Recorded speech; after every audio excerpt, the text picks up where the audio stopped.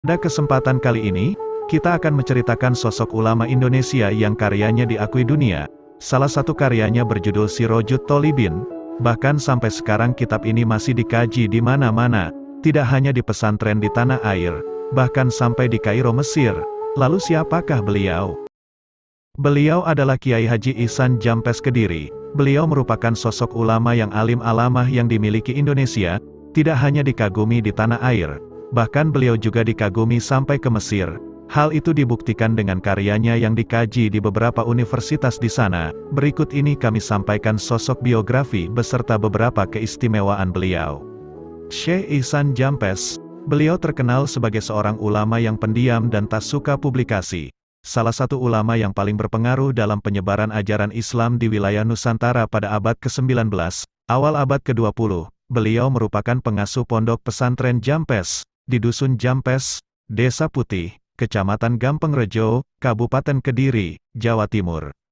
Nama Syekh Ihsan Jampes semakin terkenal setelah kitab karangannya Sirojut Tholibin menjadi bidang ilmu yang dipelajari hingga perguruan tinggi, seperti Universitas Al-Azhar, Kairo, Mesir.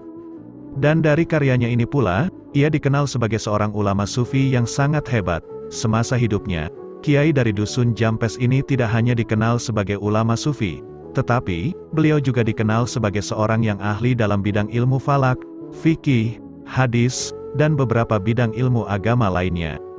Syekh Ihsan dilahirkan di Jampes, pada tahun 1901. Saat kecil beliau bernama Bakri, ayahnya bernama Kiai Dahlan bin Kiai Solih.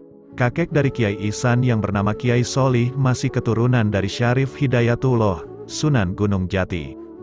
Syekh Ihsan muda atau Bakri, di masa kecilnya mendapatkan pendidikan agama langsung dari keluarganya sendiri, terutama dari ayah dan neneknya. Setelah itu beliau pertama kali mondok di pesantren Bondo, Pare Kediri, yang diasuh oleh pamannya yaitu Kiai Hozin. Kemudian beliau pindah dari satu pesantren ke pesantren lain.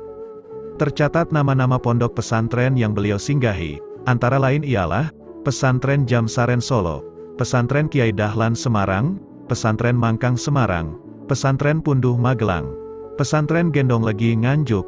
Kemudian beliau menyelesaikan kitab Nahwu Alfiyah Ibnu Malik dan Sorof di Pesantren Bangkalan Madura, di bawah bimbingan Kiai Kolil yang merupakan maha guru dari kiai-kiai terkenal di Jawa. Pada masa remajanya beliau sangat gemar dengan pagelaran seni wayang kulit. Saking gemarnya di daerah manapun ada pagelaran wayang kulit, dipastikan beliau selalu hadir, hingga beliau sangat hafal dan paham betul mengenai cerita, karakter, dan tokoh pewayangan. Pernah suatu ketika, saat beliau menonton wayang kulit yang dimainkan oleh dalang pemula dari Gampeng Rejo, pada saat pertengahan permainan wayang, terdapat cerita yang dianggapnya menyalahi aturan pakem adegan cerita. Akhirnya saat istirahat Bakri atau Syekh Ihsan muda, menghampiri dalang tersebut dan menegurnya. Namun dalang tersebut tetap ngeyel pada pendapatnya. Akhirnya keluar kesepakatan di antara mereka berdua, bahwa setelah selesai pagelaran wayang ini untuk datang kepada dalang yang lebih tua dan senior. Akhirnya mereka berdua berangkat. Setelah sampai mereka berdua menjelaskan pendapatnya masing-masing kepada dalang senior tersebut.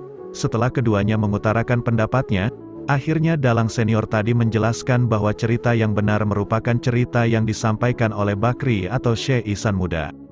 Pada tahun 1923 setelah wafatnya Kiai Dahlan, kepemimpinan pondok pesantren Jampes diteruskan oleh Kiai Kolil yang merupakan adiknya, lalu pada tahun 1926,